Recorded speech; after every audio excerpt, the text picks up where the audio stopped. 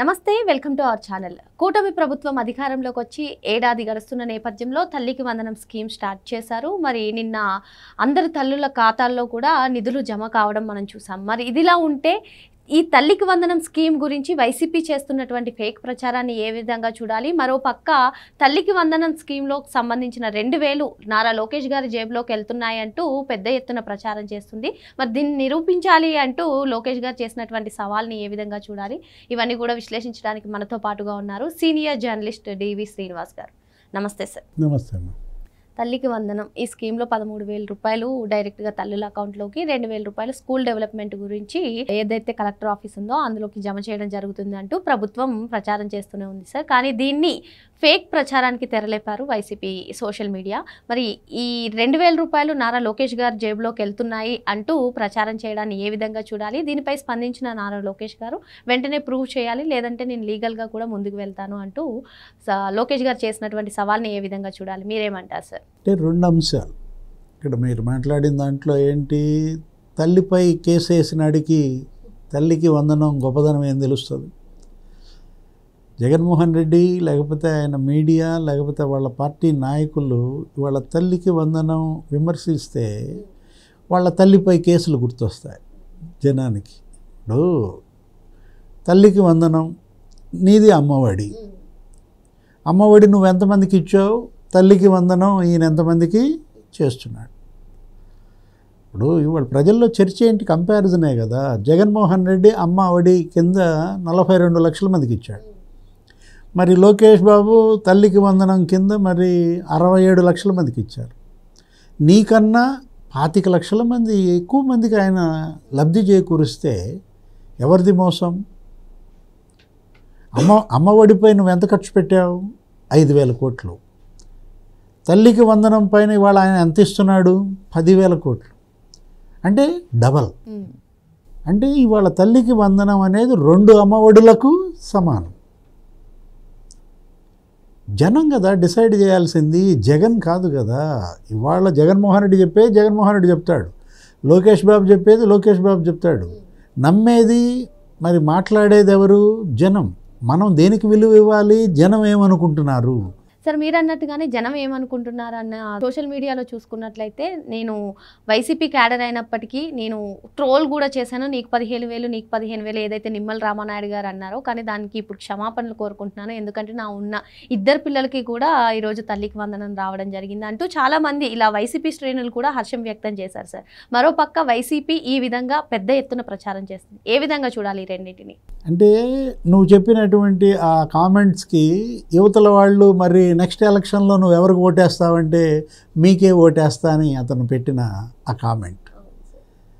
ఇవాళ Jaganmohan Reddy vote bank ఇవాళ ఏమైపోతుంది? తల్లికి వందనం అనే స్కీమ్ వల్లే జగన్ ఓట్ బ్యాంక్ ఇవాళ ఒక 15% పోయిందంటున్నారు. అంటే వైసీపీకి మొన్న ఓటేసిన వాళ్ళంతా కూడా ఈరోజు ఇవాళ లబ్ధిదారులు.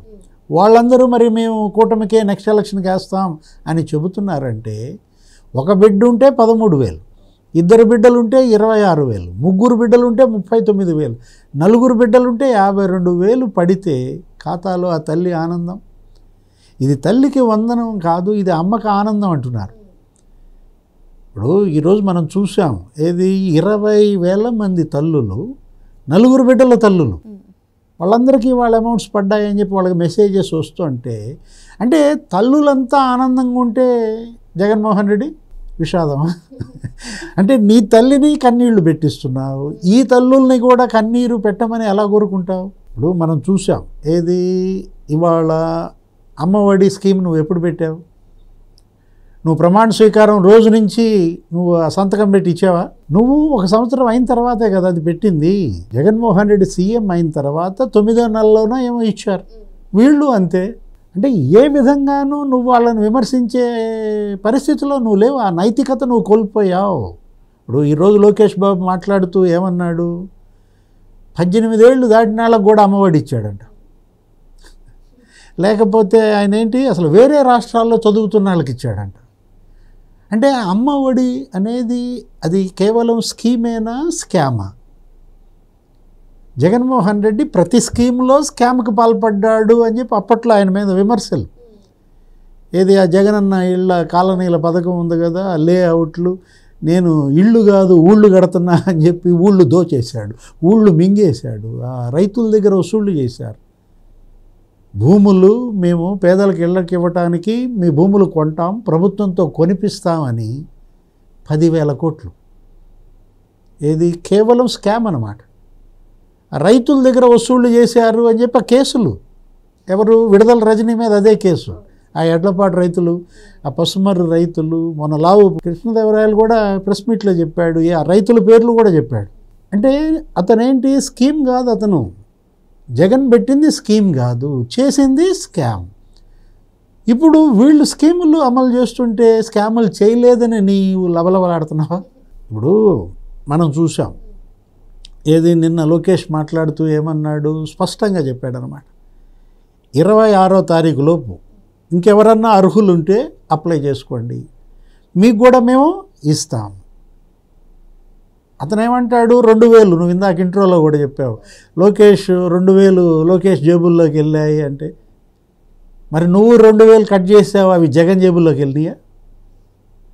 అంటే అవి నీ జేబుల్లోకి వెళ్ళాయి కాబట్టే ఇవి లోకేష్ జేబుల్లోకి వెళ్ళాయి అన్న ఆలోచన నీకు వచ్చిందంటే నువ్వు దొంగవి. అంటే మీరు అన్నట్టు ప్రతి స్కీమ్ వెనకాల స్కామ్ ఉందన్నట్టు ఈ అమ్మఒడి వెనకాల ఈ స్కామ్ ఉందంటారా సార్? అంతే కదా, ఇవాళ దీనిపైన కూడా ఎంక్వైరీ చేయాలి. అప్పుడు జగన్మోహన్ రెడ్డి కట్ చేసినటువంటి ఆ 2,000 నిజంగా స్కూల్స్కి అందినయా లేదా, ఆ డెవలప్మెంట్ కమిటీకి ఇచ్చారా లేదా, వాటితో ఆ చాక్ పీసులు అలాంటి బాత్రూమ్స్ అవన్నీ పరిశుభ్రం చేయటం, ఈ ఖర్చులకు ఆ 2,000 వాడారా లేదు, అసలు వీళ్ళు ఎత్తారా? ఎందుకంటే లోకేష్ చాలా ఫైర్ అయ్యాడు. 2,000 అని వాగితే 2 ఏళ్ల జైలు, దాని మీద కేసు వేస్తాడు అనుకుంటా, లీగల్ ఫైట్ చేస్తాడు అనుకుంటా. గతంలో మనం చూసాం, ఇలాగే పిచ్చి పిచ్చిగా పోస్టులు పెట్టారు. ఆయన ఏదో విశాఖపట్నంలో అంత తిన్నాడు ఇంత తిన్నాడు ఎయిర్పోర్ట్లో అని చెప్పి ఏదో పెద్ద చార్ట్ ఒకటి వేసి దాని మీద ఇప్పుడు పరువు నష్టం కేసు వేసాడు. కరెక్ట్గా ప్రతి వాయిదాకి విశాఖపట్నం వెళ్తున్నాడు, వీళ్ళంతూ తేల్చేదాకా నిద్రపోయేటట్లేడు. ఇప్పటికైనా 24 గంటలు టైం ఇచ్చాడు, క్షమాపణకు చెప్పకపోతే మళ్ళా కేసు తప్పదా? ఎందుకంటే చేసే విమర్శలు ఇవాళ ఏంటి, హేతుబద్ధత ఉండాలి, సద్విమర్శలు చేయాలి. జగన్మోహన్ రెడ్డి ఇవాళ ఆయన పత్రికలో ఏమని వచ్చింది, చంద్రబాబు కూటమి ప్రభుత్వం ఏడాది మోసం 81,390 కోట్లని రాశారు. ఏడాది చంద్రబాబు మోసం 81,000 కోట్లని రాశావంటే ఇవాళ పింఛన్ల మీద పెడుతున్న ఖర్చు 34,000 కోట్లు. అంటే నువ్వు పింఛను 1,000 రూపాయలు పెంచడానికి 4 ఏళ్ళు 250 ముఖ్యం. ఇవాళ ఆయన అసలు ప్రమాణ స్వీకారం రోజు 1,000 రూపాయలు పెంచాడు, పాత ఈ 3,000 కూడా ఇచ్చాడు. అసలు ఆయనే పేదోడు ఇంటికి వచ్చి ఇస్తున్నాడు. 34,000 కోట్లు పింఛన్ల మీద ఖర్చు పెట్టడం చంద్రబాబు మోసమా? జగన్మోహన్ రెడ్డి సమాధానం చెప్పాలి. అంటే జగన్ ఏది మాట్లాడినా నువ్వు రివర్సల్ అర్థం చేసుకోవాలి. ఇప్పుడు లోకేష్ జేబుల్లోకి 2,000 వెళ్ళినాయి అన్నాడు అనుకో, జగన్ జేబులోకి వెళ్ళినట్టు లెక్క. 81,000 కోట్ల మోసం చంద్రబాబు చేశాడు అన్నాడు అనుకో, 81,000 కోట్ల మేలు చేశాడన్నాడు. జగన్ అబద్ధం చెబితే అది నిజమని, జగన్ నిజం చెబితే అది అబద్ధం అని. ఇవాళ అది రివర్స్.